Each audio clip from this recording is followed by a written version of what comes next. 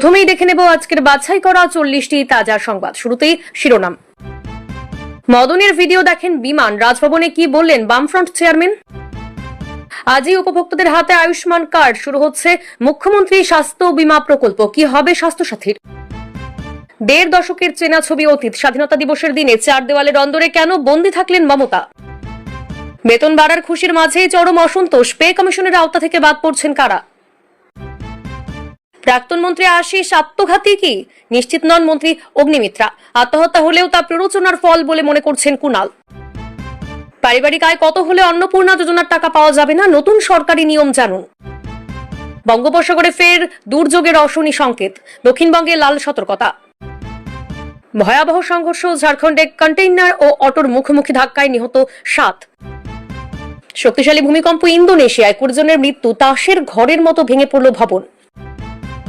আকাশ ছোঁয়া সোনার উপর বাজার, 16 আগস্টের তাজা দর দেখে চোখ কপালে উঠবে আপনার। কিছু লোক এমএলএ এমপি হয়ে গিয়েছে, যারা বিস্ফোরক দিলীপ ঘোষ।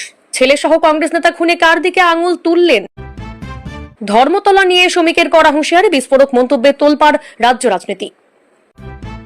হরমুজে নিরাপদে জাহাজ চলাচলের জন্য বড় পদক্ষেপ, ওমানের সঙ্গে চুক্তি ইরানের, ট্রাম্পকে দেওয়া হলো জবাব। জীবনের শেষ কয়েকটা দিন আশিসের মৃত্যুতে গভীরভাবে বিচলিত, বিস্ফোরক অভিযোগ মমতার।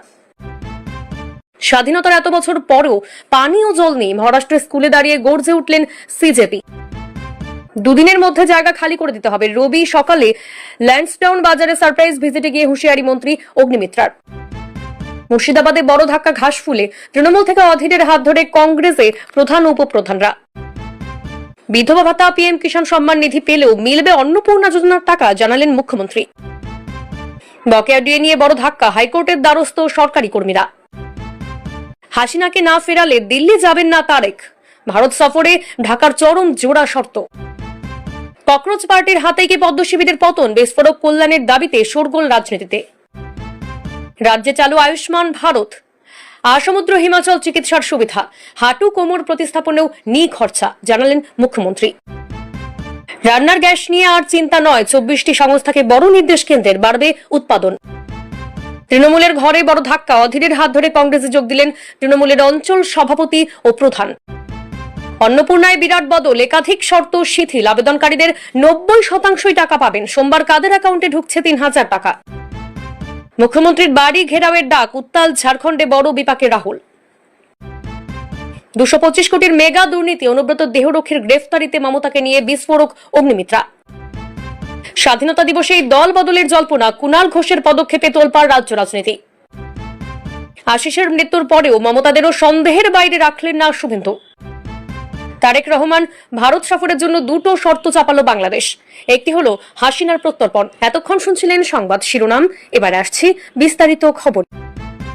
মদনের ভিডিও দেখেন বিমান, রাজভবনে কি বললেন বামফ্রন্ট চেয়ারম্যান? স্বাধীনতা দিবসের সন্ধ্যায় রাজভবনে চা চক্রের আয়োজন করেন রাজ্যপাল। প্রতি বছরই এই অনুষ্ঠানে মুখ্যমন্ত্রী, বিরোধী দলনেতা থেকে শুরু করে বিভিন্ন রাজনৈতিক দলের নেতা নেত্রীরা উপস্থিত থাকেন।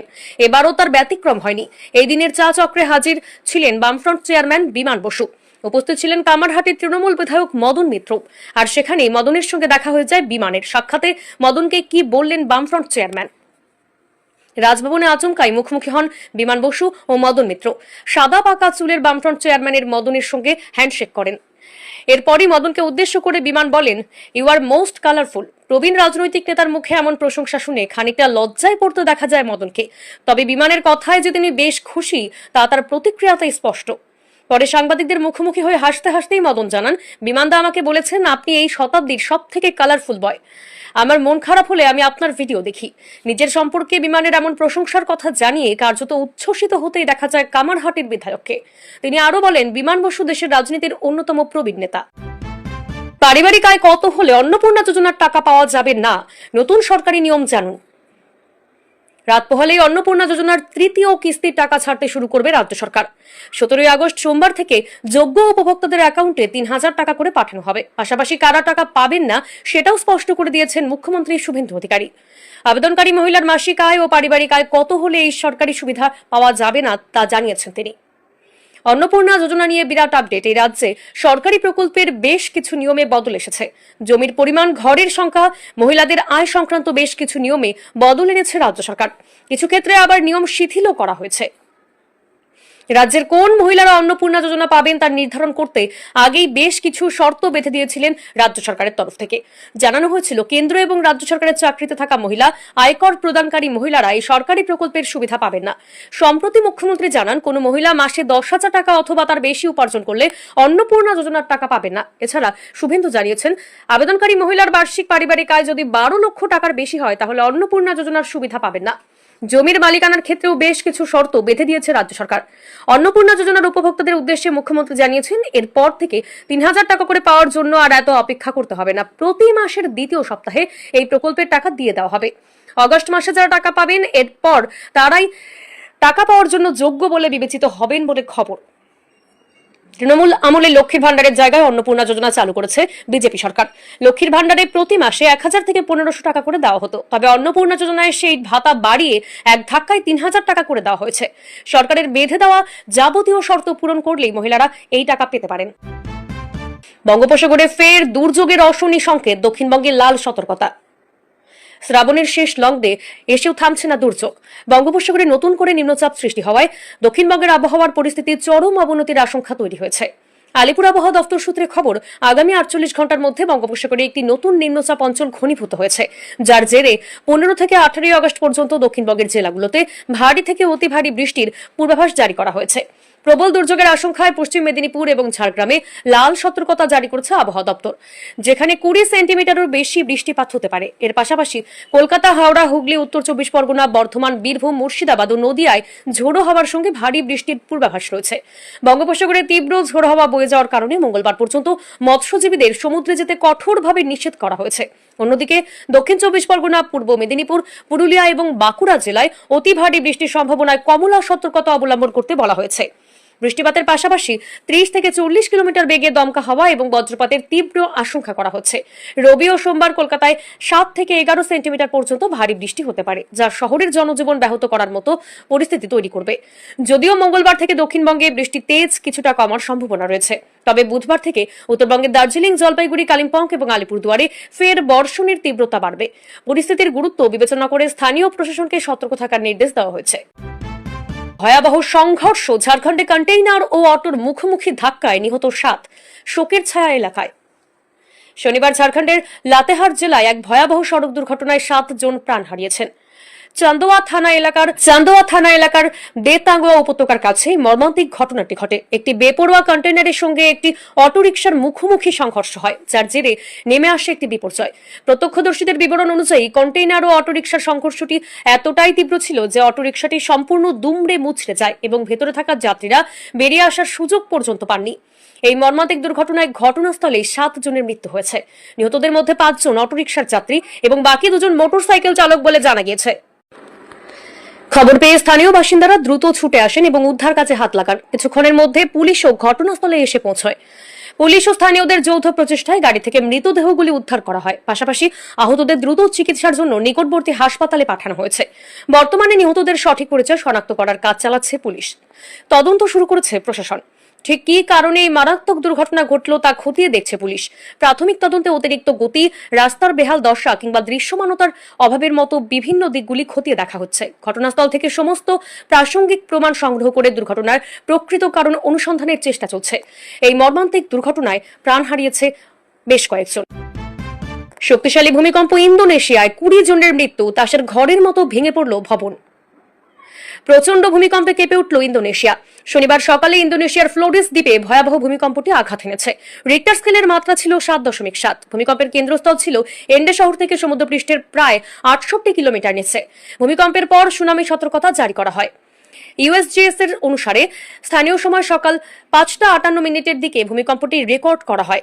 মূল ভূমিকম্পের পর অন্তত 3টি আফটার শকও রেকর্ড করা হয়েছে। ভূমিকম্পে বহু ঘরবাড়ি এবং অন্যান্য ভবন ক্ষতিগ্রস্ত হয়েছে। এরপর দেশের অনেক উপকূলীয় এলাকায় সুনামি সতর্কতা জারি করা হয়েছে এবং জনগণকে নিরাপদ স্থানে সরে যাওয়ার আহ্বান জানানো হয়। ভূমিকম্পের কেন্দ্রস্থলটি ভূপৃষ্ঠের প্রায় 10 কিলোমিটার গভীরে ছিল। শনিবার ভোরে পূর্ব ইন্দোনেশিয়ার ফ্লোরেস অঞ্চলের কাছে 7.7 মাত্রার একটি শক্তিশালী ভূমিকম্প আঘাত এনেছে। প্রাথমিকভাবে একটি সুনামি সতর্কতা জারি করা হলেও পরে তা প্রত্যাহার করা হয়। এখনো পর্যন্ত 20 জনের মৃত্যুর খবর নিশ্চিত করা হয়েছে এবং আরও বেশ কয়েকজন আহত হয়েছেন বলে জানা গিয়েছে। প্রচণ্ড ভূমিকম্পে ভবনগুলো তাসের ঘরের মতো ধসে পড়েছে। এই শক্তিশালী কম্পন বেশ কয়েকটি এলাকায় আতঙ্ক সৃষ্টি করেছে। প্রাথমিক ভূমিকম্পের পর ওই এলাকায় বেশ কয়েকটি আফটার শক রেকর্ড করা হয়েছে, যার মধ্যে 5.9, 5.6 এবং 6.1 মাত্রার কম্পন অন্তর্ভুক্ত ছিল। ফ্লোরেস দ্বীপের বেশিরভাগ অংশ জুড়ে এর প্রভাব অনুভূত হয়েছে। কর্তৃপক্ষ ক্ষতিগ্রস্ত উপকূলীয় এলাকার বাসিন্দাদের সৈকত ও নদীর তীর থেকে দূরে থাকতে এবং নিরাপদ ও উঁচু স্থানে চলে যেতে অনুরোধ করেছে। 17,000-এরও বেশি দ্বীপ নিয়ে গঠিত ইন্দোনেশিয়া বিশ্বের অন্যতম ভূমিকম্প এবং আগ্নেয়গিরি প্রবণ দেশ। লোকজনকে নিরাপদ স্থানে সরানোর জন্য আহ্বান জানানো হয়েছে। বিজ্ঞানীরা বলেছেন, ভূপৃষ্ঠের 700 কিলোমিটার গভীর পর্যন্ত ভূমিকম্প হতে পারে। ধর্মতলা নিয়ে শ্রমিককে করা হুঁশিয়ারি, বিস্ফোরক মন্তব্যের তোলপাড় রাজ্য রাজনীতি। কলকাতার ব্যস্ততম প্রাণকেন্দ্র ধর্মতলার ফুটপাত দখল এবং প্লাস্টিকের আচ্ছাদন নিয়ে ক্ষোভ প্রকাশ করেছেন বিজেপির রাজ্য সভাপতি শ্রমিক ভট্টাচার্য। স্বাধীনতা দিবসের মঞ্চ থেকে তিনি সাফ জানিয়ে দিয়েছেন, দীর্ঘদিনের এই জবরদখল ও অনিয়ম অবিলম্বে সরাতে হবে। তার অভিযোগ, রাস্তার ধারে প্লাস্টিক টাঙিয়ে ব্যবসা করার ফলে শতাব্দী প্রাচীন দোকানগুলো আড়ালে চলে যাচ্ছে এবং পথচারীদের চলাচলে মারাত্মক সমস্যা তৈরি হচ্ছে। নিয়মিত কর দেওয়া ব্যবসায়ীদের অধিকার রক্ষায় কাউন্সিলরদের নিজ দায়িত্বে এই পদক্ষেপ গ্রহণ করার নির্দেশ দেওয়া হয়েছে। ধর্মতলা এলাকাকে দ্রুত ফাঁকা এবং পরিষ্কার করার এই পদক্ষেপে কোনো অতিরিক্ত নির্দেশের অপেক্ষায় বসে না থাকার বার্তা দিয়েছেন শ্রমিক ভট্টাচার্য। তবে এই কাজ করতে গিয়ে যাতে কোনো অনভিপ্রেত সংঘাত তৈরি না হয় সেই বিষয়েও তিনি সতর্ক করেছেন। মুর্শিদাবাদে বড় ধাক্কা ঘাসফুলে, তৃণমূল থেকে অধীরের হাত ধরে কংগ্রেসের প্রধান উপপ্রধানরা। বিধানসভা ভোটে পালাবদলের পর রাজ্যে ক্রমশই জমি হারাচ্ছে তৃণমূল কংগ্রেস। একের পর এক নেতাকর্মীরা ছাড়ছেন মমতার হার। এবার তৃণমূল সংকটে পড়ল মুর্শিদাবাদে, যা মুর্শিদাবাদের রাজনৈতিক সমীকরণে বড়সড় পরিবর্তনের আভাস দিতে শুরু করেছে। কান্দি মহকুমা এলাকায় ঘাসফুল শিবিরে ধাক্কা দিয়ে হাত শিবিরে যোগদান করলেন একাধিক প্রভাবশালী নেতা। বহরমপুর জেলা কংগ্রেসের কার্যালয়ে প্রাক্তন প্রদেশ কংগ্রেস সভাপতি অধীর রঞ্জন চৌধুরীর হাত থেকে দলীয় পতাকা তুলে নিয়ে কংগ্রেসে সামিল হলেন আন্দুলিয়া অঞ্চল তৃণমূল কংগ্রেসের সভাপতি মালেক শেখ। শুধু প্রধান নয়, মালেক শেখের পাশাপাশি এদিন অধীরের উপস্থিতিতে ঘাসফুল ছেড়ে কংগ্রেসে যোগ দেন আন্দুলিয়া পঞ্চায়েতের প্রধান, উপপ্রধান এবং একঝাঁক পঞ্চায়েত সদস্য। সঙ্গে ছিলেন অঞ্চলের একঝাঁক নেতৃত্ব এবং সক্রিয় কর্মীবৃন্দ।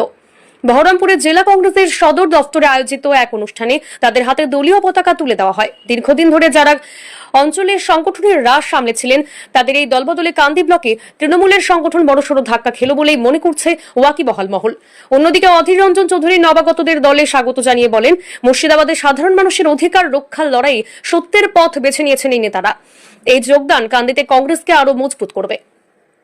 অন্যদিকে মুর্শিদাবাদে গত কয়েক বছর ধরে তৃণমূলের উত্থান হচ্ছিল হুমায়ুন কবিরের হাত ধরে, কিন্তু ভোটের আগে তিনিও দল ছাড়েন।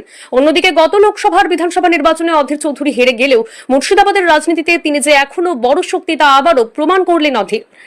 এদিন তৃণমূল নেতা কর্মীদের কংগ্রেসে যোগ দেওয়ায় অধীরের পাশাপাশি কংগ্রেসেও বেশ কিছুটা অক্সিজেন পেল বলা যেতে পারে। অন্যদিকে দিনে দিনে দুর্বল হচ্ছে মমতা বন্দ্যোপাধ্যায়ের তৃণমূল কংগ্রেস। বকেয়া ডিএ নিয়ে বড় ধাক্কা, হাইকোর্টের দ্বারস্থ সরকারি কর্মীরা। বকেয়া ডিএ নিয়ে বড় ধাক্কা, হাইকোর্টের দ্বারস্থ সরকারি কর্মীরা। সুপ্রিম কোর্টের নির্দেশ মতো রাজ্য সরকারি কর্মী এবং অবসরপ্রাপ্ত বকেয়া মহার্ঘ ভাতা বা ডিএ দেওয়া শুরু হলেও এখনো বঞ্চিত রয়েছেন গ্র্যান্ট ইন এইড কর্মচারীরা। এই বঞ্চনার অভিযোগে এবার কলকাতা হাইকোর্টে নতুন করে মামলা দায়ের করল অল বেঙ্গল টিচার্স অ্যাসোসিয়েশন বা ABTA। রাজ্য সরকারি সহায়তাপ্রাপ্ত স্কুল সহ অন্যান্য প্রতিষ্ঠানের শিক্ষক এবং শিক্ষাকর্মীরা এখনো রোপা রুল অনুযায়ী ডিএ পাচ্ছেন না বলেই মূল অভিযোগ। দ্রুত এই মামলার শুনানির সম্ভাবনা রয়েছে বিচারপতি অমৃতা সিনহার বেঞ্চে।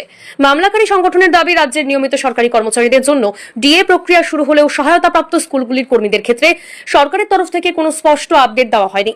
কবে এবং কিভাবে তাদের এই বকেয়া মেটানো হবে তা নিয়ে ধোঁয়াশা কাটেনি। এর আগে অর্থ দপ্তরের অতিরিক্ত মুখ্য সচিবের সঙ্গে আলোচনায় ইতিবাচক ইঙ্গিত মিলেছিল বলে দাবি করা হলেও সুনির্দিষ্ট সমাধান না মেলায় শেষ পর্যন্ত আদালতের দ্বারস্থ হতে হলো বঞ্চিত কর্মচারীদের। রাজ্যে চালু আয়ুষ্মান ভারত, আসমুদ্র হিমাচল চিকিৎসার সুবিধা, হাঁটু কোমর প্রতিস্থাপন ও নিখরচায়, জানালেন মুখ্যমন্ত্রী। রাজ্যে এক নতুন স্বাস্থ্য অধ্যায়ের সূচনা করে আনুষ্ঠানিকভাবে চালু হলো আয়ুষ্মান ভারত প্রধানমন্ত্রী জন আরোগ্য যোজনা। 16 আগস্ট আয়ুষ্মান দিবস উপলক্ষে আয়োজিত বিশেষ অনুষ্ঠান থেকে মুখ্যমন্ত্রী শুভেন্দু অধিকারী ঘোষণা করেন, নতুন এই ব্যবস্থার ফলে পশ্চিমবঙ্গের প্রায় 1,43,00,000 পরিবার অর্থাৎ 6 কোটি মানুষ প্রতি বছর 5 লক্ষ টাকা পর্যন্ত বিনামূল্যে ক্যাশলেস চিকিৎসার আওতায় এলেন। পাশাপাশি তালিকার বাইরে থাকা অবশিষ্ট ৮০ লক্ষ পরিবারের চিকিৎসার জন্য মুখ্যমন্ত্রী স্বাস্থ্য বীমা যোজনার কথাও মনে করিয়ে দেন তিনি। বিগত সরকারের স্বাস্থ্যসাথী প্রকল্পের সীমাবদ্ধতা প্রসঙ্গে মুখ্যমন্ত্রী জানান, আগে কেবল রাজ্যের আনুমানিক ১৫০০টি হাসপাতালে সীমিত সুবিধা মিলত। ভোলোরের সিএমসিতে কিছুদিনের জন্য সেই সুযোগ থাকলেও পরবর্তীতে তা বন্ধ হয়ে যায়। কিন্তু এদিন চালু হওয়া নতুন দুটি প্রকল্পের অধীনে পশ্চিমবঙ্গের ১২৪০টি বেসরকারি এবং ৬২৭টি সরকারি হাসপাতাল তো বটেই, দেশজুড়ে মোট ৩৮৬০৪টি নথিভুক্ত হাসপাতালে রোগীরা বিনামূল্যে চিকিৎসার সুযোগ পাবেন। একই সঙ্গে চিকিৎসার আওতাভুক্ত প্যাকেজ ১৭০০ থেকে বাড়িয়ে ১৯৫০টি করা হয়েছে। এর মধ্যে হাঁটু এবং কোমর প্রতিস্থাপনের মতো জটিল ও ব্যয়বহুল অস্ত্রোপচারও অন্তর্ভুক্ত রয়েছে। ৭০ বছর ও তার বেশি বয়সের সমস্ত প্রবীণ নাগরিক এই সুরক্ষার আওতায় থাকবেন। স্বাস্থ্য পরিষেবাকে সাশ্রয়ী এবং সহজলভ্য করতে রাজ্য জুড়ে ১০০টি অমৃত ফার্মেসি এবং